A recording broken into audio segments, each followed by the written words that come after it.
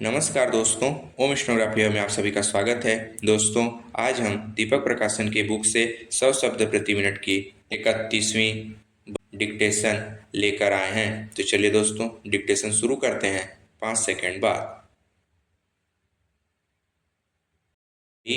Start. सभापति महोदय, माननीय सदस्य द्वारा छोटे राज्यों से संबंधित जो प्रस्ताव सदन में विचार करने के लिए पेश किया गया है, मैं उसका समर्थन करने के लिए खड़ा हुआ हूँ। मैं इस प्रस्ताव का समर्थन इसलिए नहीं कर रहा हूँ कि हमारे दल के घोषणा पत्र में छोटे राज्यों के निर्माण की मांग का समर्थन है, बल्कि इसलिए कि इन राज्यों की मांग वास्तव में यहाँ की जनता की मांग है। पैरा। मैं विशेष रूप से मंत्री जी से कहना चाहता हूँ कि यह मांग राजनीति से प्रेरित नहीं है, बल्कि यह मांग आर्थिक विकास की मांग को पूरा करने के लिए है।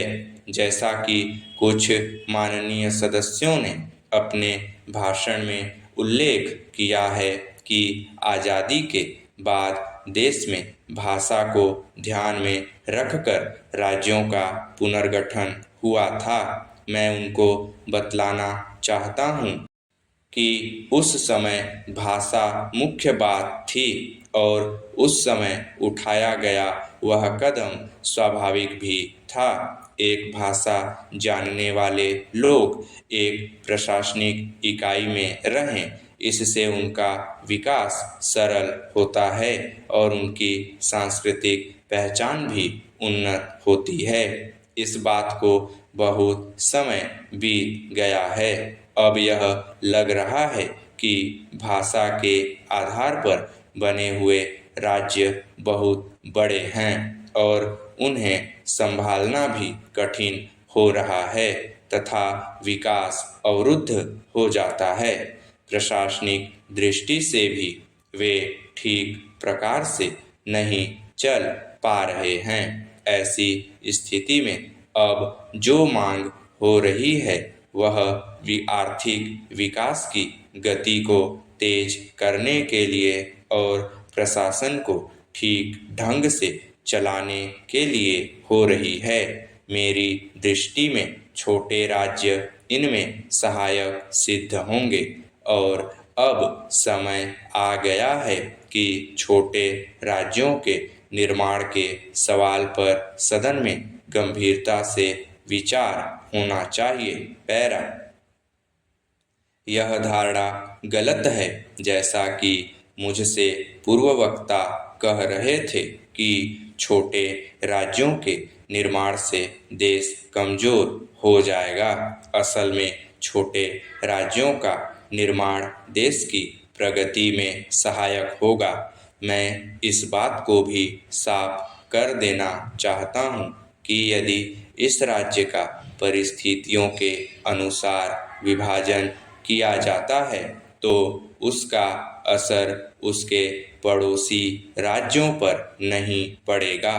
विभाजन से मेरा आशय देश के टुकड़े करने से नहीं है, बल्कि राज्यों के पुनर्गठन से है। विभाजन तो तब पैदा होता है जब देश का कोई भाग देश से बाहर जाने की गलत कोशिश करता है। इस प्रकार जब जिलों का निर्माण होगा तो देश के राजनैतिक ढांचे और देश के संविधान के अनुसार होगा। राज्य ने इससे संबंधित प्रस्ताव विधानसभा में पारित करके केंद्रीय सरकार के पास भेज दिया है। केंद्र में दूसरे दल की सरकार के कारण से उसने राज्य सरकार द्वारा पारित प्रस्ताव पर कोई ध्यान नहीं दिया है। अब जबकि इस आधार पर प्रदेश की सरकार को भंग कर दिया गया है, तो आगामी चुनाव में यह हमारे दल का एक बड़ा मुद्दा बनेगा। तो उस क्षेत्र के लोगों से हमें पूरा समर्थन मिलेगा। स्टॉप। दोस्तों, डिक्टेशन अच्छी लगी हो तो लाइक करें, अपने दोस्तों के साथ शेयर करें और चैनल को सब्सक्राइब करके बेल आइकन दबा लें ताकि हमारी नई वीडियो की नोटिफिकेशन आपको मिलती रहे। धन्यवाद।